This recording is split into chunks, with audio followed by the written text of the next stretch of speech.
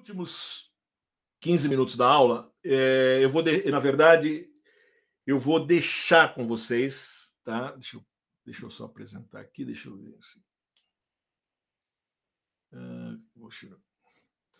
A ideia aqui, eu só queria, na verdade, fazer um wrap-up. Eu não vou fazer o wrap-up, eu vou, na verdade, fazer uma mostração, porque eu queria fazer alguns comentários finais antes, para que a gente tenha mais 15 minutos. Mas vai ficar disponível para vocês. Eu tinha feito aqui só uma visão geral, só para vocês lembrarem, quer dizer, porque a gente, no comecinho com a nossa conversa, quer dizer, tudo parte um pouco do que é o IoT, né? Eu tenho a arquitetura da IoT, eu tenho 3 layers de percepção, rede, aplicação. Na percepção, que é onde eu estou conectado com o meu mundo físico, é onde tem os nossos principais, as coisas, né? Então, câmera, acelerômetros, microfone e tal, que são os componentes que vocês viram que a gente usou durante o curso, né? Que são, vamos dizer assim, a nossa comunicação com o mundo físico. Nesse mundo do IoT, quando eu uso o IoT, né, quer dizer, eu pego esses dados e levo isso através de Wi-Fi ou LoRa, 5G, Sigfox, etc. Pego esses dados e faço o quê? Levo para uma nuvem onde eu tenho aplicações. Então lá eu tenho Google, Microsoft, Amazon ou outros, né?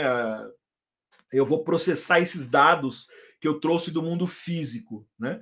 Mas basicamente, quando eu tenho um sistema de IoT, o que eu quero fazer é prestar um serviço para as pessoas, é sair do mundo físico das coisas e chegar nas pessoas através de aplicações que estão nas nuvens. Esse foi o grande boom que levou a gente a ter o que nós estamos falando hoje em inteligência artificial, que é esse boom de dados que a gente tem, né? Legal. O que mudou, quer dizer, o novo conceito que a gente está falando agora essa coisa do mundo físico, ele ajudou a fazer um boom que foi o que a gente começou a se falar de AIoT, ou inteligência artificial aplicada a IoT, ou machine learning, deep learning, que na verdade era a criação de modelos, grandes modelos nas nuvens a partir desses dados. Começou a propiciar, nós falamos muito disso, né, durante o curso todo, né, só um rapaz. Mas um grande problema, o que era? Para desenvolver modelos ou trabalhar, criar modelos nas nuvens e fazer inferência desses modelos nas nuvens, eu gastava preciso de muita energia, lembra? Tem centrais elétricas lá conectadas aos grandes data centers, né? E muita banda para mim poder subir e descer os dados, a latência, quer dizer, o tempo desse negócio de transferência de dados era muito grande. O que nós mudamos, começou a mudar o paradigma, eu passei a voltar para o mundo físico, quer dizer, tudo bem, eu até faço os modelos em algum lugar das nuvens, mas eu começo a pegar esse modelo e fazer inferência dele ou na borda do meu mundo físico, que é o que a gente chama de EdgeML, né? E que esses modelos eu consigo, usando o TensorFlow Lite, por exemplo, usar um Raspberry, ou usar telefones celulares, né? ou NVIDIA Javier e tal lá. Eu consigo usar de maneira isolada na borda do mundo físico. Com isso eu consigo baixar a energia que eu necessito, não preciso mais uma banda de passagem, porque eu não preciso mais ir para as nuvens, uma vez que eu carreguei o modelo, eu trabalho lá. Né? A latência minha cai, e com uma grande vantagem adicional, a minha privacidade aumenta. Isso é muito importante. A gente falou durante ao longo do curso várias vezes disso, mas quando eu falo em inteligência artificial, estou falando de dados, lembra, privacidade é uma coisa importante. E o Edge AI e o TinyML, eles fazem se eu estou fazendo uma campainha que me determina se tem uma pessoa ou não, o meu rosto não vai para lugar nenhum. A campainha vai tomar decisão se é uma pessoa ou não é uma pessoa. Se eu faço uma classificação da imagem, se sou eu ou não, quando o meu telefone, eu olhei aqui pelo telefone, ele abriu, ó, tá aberto, acabou de abrir. Por quê? Porque ele me reconheceu. A minha imagem não foi para a Apple, ela não subiu, aqui dentro do telefone ele já fez a inferência. O modelo de reconhecimento facial está aqui dentro, não foi para a nuvem. Eu posso desconectar o Wi-Fi e vai abrir igualzinho, não vai para a nuvem. Então, da mesma maneira, quando eu falo para a Alexa e chamei a Alexa, ela não mandou minha voz para a nuvem. Quando depois, meu segundo passo, quando ele reconheceu minha palavra, a palavra-chave, né, o meu keyword, e aí sim, ele vai para segundo estágio, aí sim, aí ele vai lembra, a gente comentou todo um reconhecimento de voz e vai executar uma coisa. Mas isso é muito legal. E então eu estou no mundo, né, na borda do mundo físico. E o TinyML a gente já está dentro do mundo físico, né? A gente está ali dentro mesmo, né? Quer dizer, eu estou, como o Máximo comentou na semana passada, que é muito legal, quer dizer, o machine learning está acontecendo, né? Aonde as coisas acontecem. Quer dizer, eu estou executando machine learning onde as coisas acontecem. Então, no mundo físico, no sensor, ali dentro mesmo, né? E aí nós vimos durante o curso, nós vimos exemplos de EdML, de TinyML, que são os mais comuns que vocês conhecem. Nós vimos que as aplicações, exemplo de aplicações, hoje se usa demais, já a gente usa em casa, em escritório, indústria. Nós falamos durante o curso de vários desses exemplos. Falamos que, na verdade, a gente tem esse monte de dispositivos, né, que estão aí nesse mundão aí, né, conectando informações e indo para o meu IoT, né? Isso me propicia, então, a gente a desenvolver projetos, né, dentro dessa área, né? Aí nós uma vantagem enorme, quer dizer, quando a gente pegou esses dados, juntamos com a inteligência artificial, uma coisa levou a outra, quer dizer, os endpoint devices, né, que é o que a gente chama os microfones que estão ligados nas Alexa da vida, as câmeras, tudo que a gente tem que estão gerando sinais, coisas de IoT, que são meus endpoints, né? Isso tudo está indo para algum lugar, a gente está usando inteligência artificial para trabalhar e vice-versa, né? De tal maneira fazer o quê? Criar valor. No fundo, é isso que eu estou fazendo. Endpoints, né? O que o IoT me faz, na verdade, é o endpoint me gera dados, esses dados, junto com a inteligência artificial, me gera valor, né? Aí nós vimos exemplos, por exemplo, sensores. Aí os meus endpoints, na verdade, são sensores. Eu tenho milhares, eu tenho sensores de movimento, sensores de toque, de força, de imagem, de rotação, de acústicos, sensores de ambiente, sensores biométricos, né? Nós até citamos exemplos de projetos de TinyML com sensores biométricos, comentamos aqui do ECG que o Matheus e o Guilherme estão fazendo aí para o TFG deles da Unifei, né? Aí nós vimos os sensores acústicos, que é o caso da Alexa, porque nós trabalhamos bastante com isso, entramos a fundo nisso, vimos, né, principalmente vimos que os microcontroladores, né, são pequenos. Então, por exemplo, aqui no meu relógio, né, outra característica é que eles trabalham com baixa, o TinyML tem a ver com baixa potência, o custo tremendamente pequeno, que teve a ver, lembra que a gente discutiu bastante porque os preços dos microcontroladores caíram muito, lei de Moore, aquela coisa toda. Eu tenho hoje microcontroladores extremamente sofisticados, com poder de processamento enorme, uns ARM M4 aqui, por exemplo, com $4, eu tenho lá o Arduino, esse cara, o Raspberry Pico aqui, eu tenho aqui dentro um ARM Cortex M0, né, com dual core, com $4, né, com aqui dentro com mais memória RAM, SRAM, com mais flash, com mais conversão análoga digital, quer dizer, com $4, né, um carro desse fantástico, né? Aí a gente comentou, a gente falou, lembra? A gente tinha falado, a gente posicionou, a gente tem no mundo do EdML, onde está lá os Raspberry Pi da vida, que são Cortex-A, que são Cortex-A é o mesmo que usa, por exemplo, a mesma família que tem nos Androids, nos iPhone, a mesma categoria. Não são TinyML, porque a potência disso aqui eu preciso de baterias parrudas, né? Mas são considerados EdML. Eu consigo fazer aplicações, né? Aplicações com detecção de anomalia, detecção de palavras, classificação de imagens, etc, etc. Eu consigo fazer nesses caras. E, obviamente, dentro da nossa linha dos TinyML, eu tenho os Pico, que está aqui que comentei, os Arduino Nano, que está aqui no nosso meio, que nós usamos no curso inteiro, e os Arduino Pro, os Portenta, que já são os Cortex M7, né? Mas que são caras que são poderosíssimos, são dual core, super poderosos, mas com baixíssima energia. Essa é a grande vantagem, tá? Aí eu pego um cara desse, consigo fazer tratamento, fazer machine learning com imagem e ainda conectado num LoRa da vida, e quando acontece alguma coisa, aí ele mandar uma informação, quer dizer, mas eu consigo fazer todo o processamento na ponta, né? Sem problema de latência, com alta segurança. Isso é importante, né? Em termos de software, a gente passou pela família do TensorFlow, a gente rodava os modelos aqui com o TensorFlow, convertíamos, otimizamos, certo? Usando o TensorFlow Lite, fizemos o deployment, né? Fizemos exemplos de fazer, no Raspberry a gente não trabalhou, mas fizemos alguns exemplos no próprio, usando Edge Impulse, de jogar modelos para dentro do telefone, que na verdade ele carrega o modelo, e usa, na verdade, um TensorFlow JW, que é um subconjunto que, ele, na verdade, o browser dele é que roda o modelo. E o TensorFlow Micro, né, que com ele eu consigo rodar esses modelos no microcontrolador.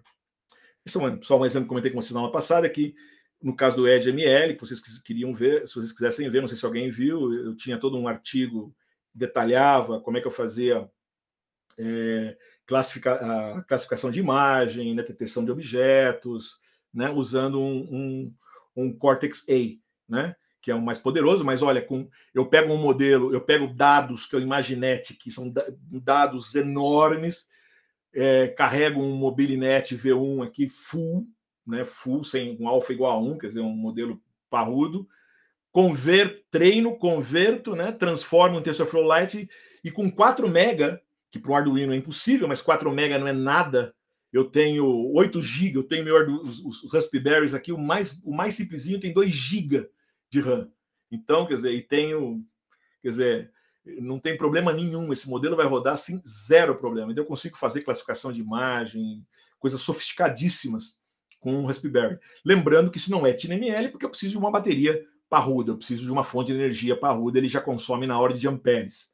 Enquanto isso aqui, a gente está falando na ordem de microamperes, é diferente. Né? Legal. Pessoal, aí no curso nós vimos, então, exemplos na área de som, de visão e vibração. Em som, a gente trabalhou passamos isso aqui, tal. Analisamos a fundo, fizemos exemplo, vibração, fizemos exemplos de vibração, vimos toda a parte de pré-processamento e como é que a gente fazia. A gente viu exemplos, né? Quando eu comentei exemplo de fazer detecção de anomalias, né? E vocês fizeram no laboratório passado, né? Até eu vi vários de vocês fizeram coisa super legal, não só em classe, mas fizeram usando o liquidificador e outros objetos que, quando saía fora usando K-means, né? Vocês detectavam uma anomalia que não estava prevista, né? A gente usou o EdImpulse para fazer isso. Visão, nós pegamos o caso de Person Detection, outro caso simples, que é uma aplicação que é o Mask Detection, que é o trabalho de vocês. Analisamos, então, na aula passada, o que é isso, então. Para fechar, o que eu quero que vocês fiquem do curso, quer dizer, o que é o inteligência artificial, né? Inteligência artificial, quando eu falo em inteligência artificial, eu estou tentando, a máquina tenta simular ou pensar como um ser humano. Mas na verdade, o que a gente tem, a gente está trabalhando, na verdade, a gente tem o tal do machine learning, a gente tem o deep learning, que é uma parte do machine learning, que a gente viu que é quando usa redes neurais, né, com algoritmo de rede neural, que é um subconjunto do machine learning, Legal, né? A gente viu esse bagulhada toda. Então, eu uso para classificação de imagem, é um exemplo, né? Detecção de objetos, quando dentro de uma imagem eu tenho várias imagens e eu faço caixinhas, né, dentro, né? A gente não fez isso no TinyML, por exemplo, isso aqui é um exemplo que eu fiz com o Raspberry, porque eu não já é muito mais com o Arduino é dificílimo de fazer, porque eu teria que determinar os boundaries, é mais complicado. É possível, mas é mais complicado, a qualidade não é boa. Com o Portenta já tem vários casos, o pessoal usa, inclusive, isso. Né? Mas isso é super importante quando a gente está trabalhando, principalmente em EdgeML, com carros autônomos, você consegue detectar, pegar uma imagem e detectar o que é uma pessoa, onde é que está um outro carro, onde é que está uma... Né? Para tomar decisões super rápidas, né? Com baixa latência. É o caso da segmentação. Eu pego uma imagem aqui, ó, que está um carro, lembra? A gente comentou isso lá no começo aqui é uma calçada, isso é carro, ali é pessoa, tá vendo? Ó, ali são placas de trânsito. Quer dizer, eu consigo dar uma imagem, segmentar, não com TinyML, mas eu estou falando de aplicações de inteligência artificial ou de machine learning, né? Pose estimation, né? Isso aqui, por exemplo, eu fiz com o Raspberry Pi. Essa menina aqui é uma filha de um amigo aqui a sobrinha de um cara do Inatel, tá aqui do Chile, e ela me passou uma foto, eu fiz uma análise da foto dela, né, usando Pose estimation com o Raspberry. Aí, machine tradução, né? Machine translation, sistema de recomendação. O meu ponto que eu queria chegar para vocês é o seguinte: todas essas montes de aplicações que a gente está vendo aqui, né? Que são aplicações de machine learning, beleza, tudo isso é inteligência artificial. Mas, pessoal, aquilo que vocês veem em filme de ficção científica, a General AI, né? Ou a inteligência artificial geral, não existe. ainda. Pode ser que daqui a 100 anos tenha. O Luiz Eduardo está na área e pode dizer. Isso é muito importante. O que a gente tem que desmistificar, o que a gente tem, na verdade, são aplicações dedicadas de machine learning. Aí eu tenho classificação de imagens, tudo isso, alguns exemplos que a gente fez. Aplicações sofisticadas que eu faço em computadores parrudos, intermediárias que eu faço num Raspberry da vida, etc., num celular, ou até aplicações simples que eu faço, simples, que eu digo, não simples, mas que eu consigo colocar dentro de um microcontrolador, né? Que é o meu TinyML, que é o meu Embedded Machine Learning. Mas são aplicações estanques, tá? Então, isso tudo são aplicações dedicadas de machine learning que faz um conjunto que a gente chama de inteligência, parte do que a gente chama de inteligência artificial, mas aquela coisa da inteligência artificial universal, existe muita pesquisa na área, mas ela não é uma coisa que existe de verdade. E para fechar, pessoal, nosso curso, né, é muito importante que a gente, vocês têm, depois, inclusive, na verdade, não é hoje a ideia, mas eu vou te passar alguns vídeos e alguns textos para vocês lerem sobre a questão do Responsible AI. Trabalhar com inteligência artificial, um pouco que a gente estava conversando até no comecinho da aula hoje, né? Trabalhar com os dados. Lembra do bias que a gente conversou bastante? A gente viu exemplos, né? De a gente, quando a gente está trabalhando com meus dados, tomar cuidado que o meu dataset não tenha bias, né? Se eu vou trabalhar, se eu vou fazer um trabalho capturar a imagem de pessoas, eu tenho que ter jovem, eu tenho que ter velho, eu tenho que ter homem, eu tenho que ter mulher, eu tenho que ter pessoal da África, pessoal da América, depende de onde eu vou usar. Eu não posso correr o risco de ter bias da coisa, né? Eu tenho que tomar cuidado quando eu uso os dados. Lembra que quando a gente está usando imagens, ver as licenças, a gente comentou sobre as licenças, né? Quando eu for pegando uma imagem, eu tenho que tomar cuidado. Lá atrás eu não estou usando a imagem de alguém que não é minha, quando estou publicando isso. Ou seja, existe uma série de áreas, né, onde é muito importante que a gente tenha essa coisa da responsabilidade. Trabalhar com inteligência artificial é maravilhoso, mas a nossa responsabilidade é enorme. É enorme. A gente está vendo o caso, a gente comentou de modelos que a gente lá atrás, lembra que a gente começou a comentar de modelos. Eu falei dos GANs da vida, que são modelos que a gente está usando hoje para fazer fake, vídeos fake, rostos fake. Aquele caso, o oriental ali que está com máscara, sem máscara, aquele cara não existe. Aquela imagem foi criada artificialmente por computador, né, usando sistemas de adversários, né? Então, lembra dos bonecos lá que vocês viram lá do cavalo versus homem? Tudo aquilo é criado pelo computador, quer dizer, nada é real, né? Então a gente tem que tomar muito, a responsabilidade nossa é muito grande.